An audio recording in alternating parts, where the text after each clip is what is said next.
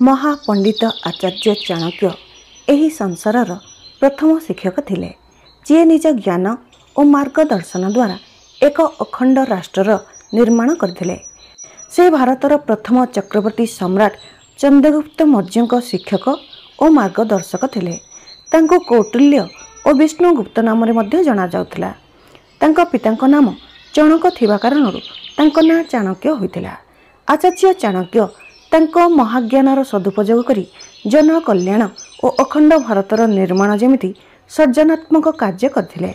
लोकंकु अखंड भारतर धारणा सर्वप्रथमे आचार्य चाणक्य देथिले। तांको रचित अर्थशास्त्र नामक ग्रंथ राजनीति, अर्थनीति, कृषि और समाजशास्त्र परि केते विषय पई महान ग्रंथ मना जाए। गोटे साम्राज्यर शक्तिशाली व्यक्ति होई मध्य से राजसिक सुख शौखीनठारु दूर एक कुटीर रहुथिले। भारत भूमि एही विराट व्यक्तित्व पई सबुबले ऋणी रहिबो। जहार ज्ञान बही पर्यंत सीमित अछि और जहार धन अन्यर कबजार थाए, से दरकार पड़िले ना निज ज्ञानर प्रयोग करिपारिबे ना निज धनर प्रयोग करिपारिबे। कौनसी व्यक्ति निज कर्मरे महान होइथाए, जन्मरु नुहे। जो व्यक्ति निजर निंदा को शांत चित्तरे शुणिथाए, से सबकिछि जीति पारिबो। मूर्ख ठारू निजर प्रशंसा शुणिबा ठारू भल आपण कौनसी बुद्धिमान व्यक्ति को गाली शुणिबा। गोटे बड़ हाथी को नियंत्रित करिबा पई गोटे छोट अंकुश पर्याप्त अटे। अंधार हटेबा पई एक छोट दीप पर्याप्त अटे। बड़ बड़ पहाड़ को गुंड करिया पई बिजुलीर एक प्रहार पर्याप्त अटे। आपनक शरीर आकार और सौंदर्य महत्वपूर्ण नुहे, केवल आपनक क्षमता और आत्मविश्वास महत्वपूर्ण अटे। आवश्यकता ठारू अधिक सचोटता हेबार कौनसी आवश्यकता नहीं। अधिक सचोट हेबा स्वास्थ्य पई भल नुहे, काहेकि ना लोके सीधा गछ को प्रथमे काटी दियंती। काउ जेते शिखर रे बसिले मध्य ताकू गरुड़ कुहाजियो नाही। सेहीपरि जणे व्यक्तिर सम्मान तांको गुणरू निर्धारित होइथाए, तांको उच्चता स्थिति बा धनरू नुहे। फूलर सुगंध केवल वायुर दिगरे व्यापी थाए, किंतु जणे व्यक्तिर भल गुण सबु दिगरे व्यापी थाए। आमको अतीत विषय भावी पश्चाताप करने उचित नुहे और ना भविष्यत विषय चिंतित होगा आवश्यक। विवेकवान व्यक्ति सबुबले वर्तमान रे बंची थांती। जोपरि एक मद्यपेय व्यक्ति को ठीक भूल र ज्ञान रुहे नहीं, सेहीपरि स्वार्थी व्यक्ति को मध्य भूल और ठीक र अनुभव हुए नहीं। निज समस्या को केबे काहाको व्यक्त करबा उचित नुहे, काहेकि ना लोके आम दुर्बलतार मजाक उड़ाती और तांको उपरे हसी थांती और तार लाभ मध्य उठी थांती। समय लोकं को कुशल करिपारे, शक्तिशाली करिपारे, सेहीपरि दुर्बल करी मारी भी पारे। काली कहार भी हाथ रे नहीं। एही दुनिया रे केही कहार मित्र नुहे कि केही कहार शत्रु नुहे। समय समस्तंकु संजोग अनुसार मित्र बा शत्रु कर देई थाए। एही कथा को व्यक्त करंतु नहीं कि आपण आगको कौन करने को भावुचंती। बुद्धिमान रे एहाकू रहस्य रहिबाकू दियंतु और एही काम करिया पई दृढ़ रहंतु। सबु मित्रता पछरे किछि ना किछि स्वार्थ रही थाए। एमिति कोनसी मित्रता नहीं जेउथिरे स्वार्थ नथिबो। एहा एक कटु सत्य अटे। सिंह को जंगलर राजा घोषित करिया पई कोनसी समारोह होई न थाए। से निज गुण और वीरतार ही निजे राजा होई जाए। जीवन रे किछि शिखिबा समय रे, व्यवसाय करिबा समय रे और भोजन करिबा समय रे शरम को संपूर्ण छाड़ी देबा आवश्यक। जदि सफा अचित साधा वस्त्र भी सुंदर लगी थाए। जदि गरम अचित अस्वादु खाद्य भी स्वादिष्ट लगी थाए। सेहीपरि सौंदर्य संपत्ति नथिले भी भल गुण थिबा व्यक्ति समस्तन को भल लगी थाए। क्षीर पई हाथीर पालन करिबा आवश्यक नहीं, अर्थात आवश्यकता अनुसार ही साधन जोगाड़ करिबा आवश्यक। जे निज परिवार सह अत्यधिक जोड़ी होई थाए, तांकु भय और चिंतार सामना करने को पड़ी थाए, काहेकि ना सबु दुखर मूल हेउची मोह। एथिपाई खुशी रहिबा पई मोहर त्याग करिबा उचित। जो व्यक्ति भोजन करिबा समय रे ही मुह खोली थाए, से 100 वर्षर सुख एक वर्ष रे प्राप्त करिने। मौन रहिबा एक महान हथियार अटे। महायुद्ध रे हेउनथिबा काम मौन युद्ध रे होई पारे। अधिक मुह खोलिबा द्वारा अधिकांश समस्या आम ऊपर को आसी थाए। केबे भी तांको सह मित्रता करंतु नहीं जे आपनक ठारू कम ବା ଅଧିକ ପ୍ରତିଷ୍ଠିତ ଅଟନ୍ତି। ଏମିତି ମିତ୍ରତା କେବେ ଆପଣଙ୍କୁ ଖୁସି ଦେଇପାରିବ ନାହିଁ। ସନ୍ତୋଷ ଯେପରି କୌଣସି ସୁଖ ନାହିଁ, ଲୋଭ ପରି କୌଣସି ରୋଗ ନାହିଁ, ଦୟା ପରି କୌଣସି ପୁଣ୍ୟ ନାହିଁ। କୌଣସି ମୂର୍ଖ ବ୍ୟକ୍ତି ପାଇଁ ବହି ସେତେ ଉପଯୋଗୀ ଅଟେ ଯେତେ ଏକ ଅନ୍ଧ ବ୍ୟକ୍ତି ପାଇଁ ଦର୍ପଣ ଉପଯୋଗୀ ହୋଇଥାଏ। ସବୁଠାରୁ ବଡ଼ ଗୁରୁମନ୍ତ୍ର ହେଉଛି କେବେ ନିଜ ରହସ୍ୟ ଅନ୍ୟକୁ କୁହନ୍ତୁ ନାହିଁ। ଏହା ଆପଣଙ୍କୁ ବର୍ବାଦ କରିଦେବ। ସାପର ଫଣାରେ, ମାଛିର ମୁହଁରେ ଓ ବିଛାର ଡଙ୍କରେ ବିଷ ଥାଏ, କିନ୍ତୁ ଏକ ଦୁଷ୍ଟ ବ୍ୟକ୍ତିଠାରେ ବିଷ ଭରି ହୋଇ ରହିଥାଏ। ଜଣେ ବୁଦ୍ଧିମାନ ବ୍ୟକ୍ତିକୁ ଏକ ହଂସ ପରି ନିଜ ଇନ୍ଦ୍ରିୟ ଉପରେ ନିୟନ୍ତ୍ରଣ ରଖିବା ଉଚିତ ଓ ନିଜ ଉଦ୍ଦେଶ୍ୟକୁ ସ୍ଥାନ, ସମୟ ଓ ଯୋଗ୍ୟତା ଅନୁସାରେ ପ୍ରାପ୍ତ କରିବା ଉଚିତ। ଅତୀତର ସ୍ମୃତିରେ ହଜି ଯାଆନ୍ତୁ ନାହିଁ। ଆପଣଙ୍କୁ ଆଗକୁ ବଢ଼ିବାର ଅଛି। ଏଥିପାଇଁ ବର୍ତ୍ତମାନ ଯାହା କରିବା ଜରୁରୀ ତାହାକୁ ଶୀଘ୍ର କରନ୍ତୁ।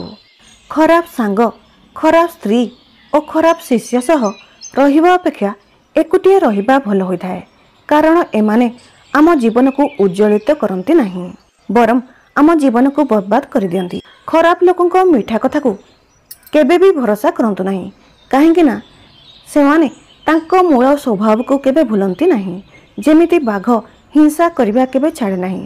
ଉଚ୍ଚ ବିଚାର ନ ରଖୁଥିବା ସ୍ତ୍ରୀ ସହ ରହିବା, ପଛପଟରେ ଲାତ ମାରୁଥିବା ବ୍ୟକ୍ତି ସହ ମିତ୍ରତା କରିବା, ସବୁବେଳେ ଗପୁଥିବା ବ୍ୟକ୍ତି ସହ କାମ କରିବା ଓ ବିଷଧର ସାପ ଥିବା ଘରେ ରହିବା, ସବୁକିଛି ଗୋଟିଏ ହିଁ କଥା। ପରିଶ୍ରମ ସେହି ଚାବି ଅଟେ ଯାହା ଭାଗ୍ୟର କବାଟକୁ ବି ଖୋଲି ଦେଇଥାଏ। ମଣିଷ ଏକୁଟିଆ ଜନ୍ମ ହୋଇଥାଏ ଓ ଏକୁଟିଆ ମରିଥାଏ ଓ ସେ ନିଜ ଭଲ ଓ ଖରାପ କର୍ମର ଫଳ ନିଜେ ହିଁ ଭୋଗିଥାଏ ଓ ଏକୁଟିଆ ହିଁ ନର୍କ ବା ସ୍ୱର୍ଗକୁ ଯାଇଥାଏ। ଚନ୍ଦନ ଗଛ ସାରା ସଂସାରରେ ନିଜ ଭିନ୍ନ ସୁଗନ୍ଧ ପାଇଁ ପରିଚିତ, କିନ୍ତୁ ଏହି ସଂସାର ବେଳେବେଳେ ଏହା ଭୁଲିଯାଏ କି ସେହି ଚନ୍ଦନ ଗଛରେ ସଂସାରର ସବୁଠାରୁ ବିଷଧର ସାପର ବାସ ହୋଇଥାଏ। ସେହିପରି ଉପରେ ଅତ୍ୟନ୍ତ ମିଠା କହୁଥିବା ବ୍ୟକ୍ତି ଭିତରେ ଭିତରେ ଆପଣଙ୍କ ପାଇଁ ତାଙ୍କ ମନରେ ଶତ୍ରୁତାର ଭାବ ରଖିପାରେ। ଅତି ବିନୟମ୍ ଧୃତସ୍ୟ ଲକ୍ଷଣମ୍।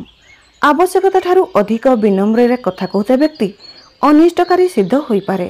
ଏଥିପାଇଁ ଚନ୍ଦନ ଗଛ ହେଉ କି ଜୀବନରେ ମିଳୁଥିବା ବ୍ୟକ୍ତି, ଉଚିତ ନିର୍ଣ୍ଣୟ ପରେ ହିଁ ତାଙ୍କୁ ନିଜ ଜୀବନରେ ସ୍ଥାନ ଦିଅନ୍ତୁ ଓ ସୁରକ୍ଷିତ ରୁହନ୍ତୁ।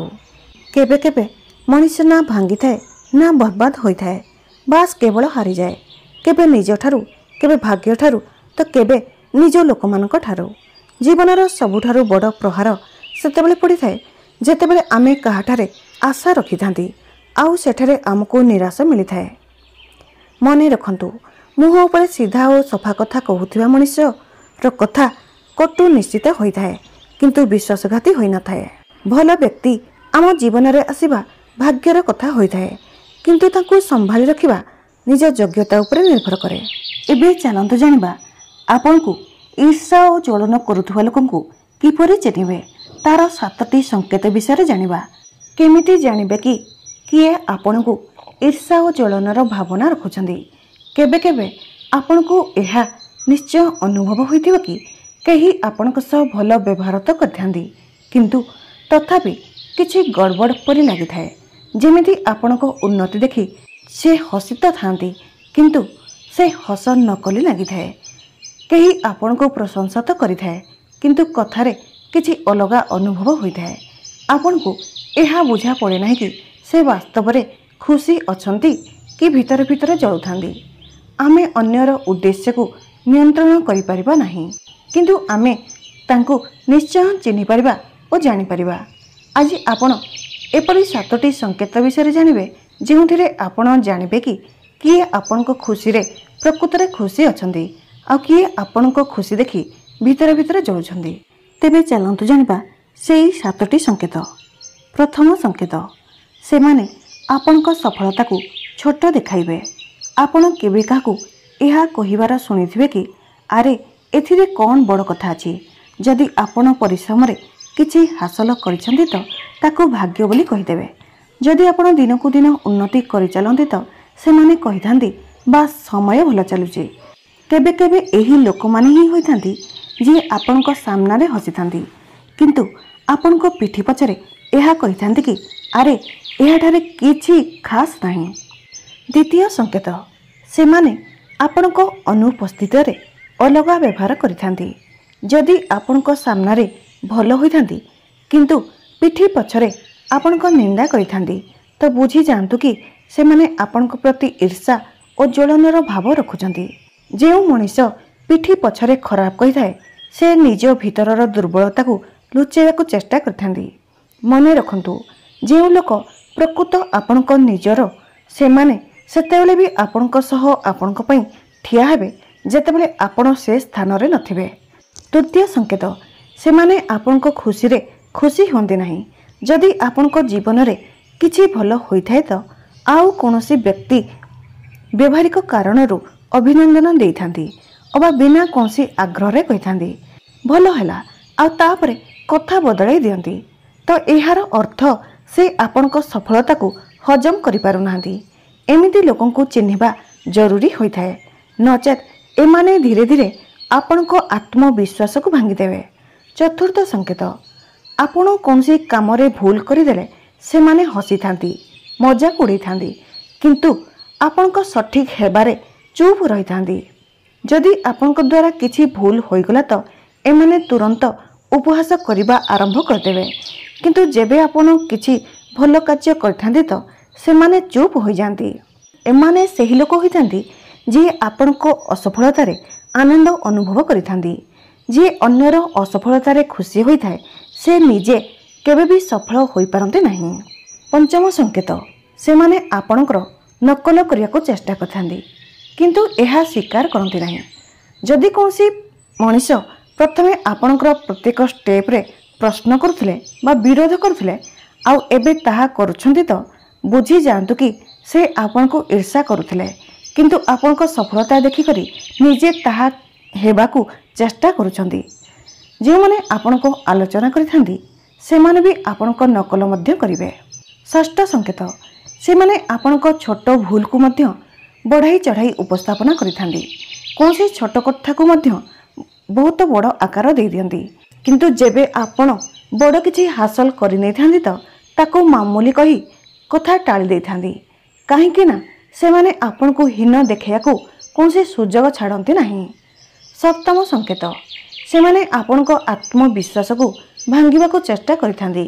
जेबे आपण किछि नुआ करिया पई जाइथांती तो एही लोक माने ही कहिथांती कि तुमे एहा करि परिबो नाही एहा तुम बसरे नाही अर्थात एहा तुमे करिबा असंभव किंतु वास्तव रे से डरी थांती कि काले आपण तांकठारु आगको चली न जांतु। जदि कहीं आपण को अटकेबा को चेष्टा करुछंती तो बुझी जांतु आपण उचित रास्ता रे अछंती। साधारणतः आजिर समय रे ए सब विषय रे जानिबा अत्यंत आवश्यक होई पड़िछि कारण वर्तमान समय रे किए शुभ चिंतक आउ किए चिंताजनक एहा जानिबा बहुत कठिन होई जाइछि। आजिर मनीष दुईटी चेहरा नहीं चलुछंती।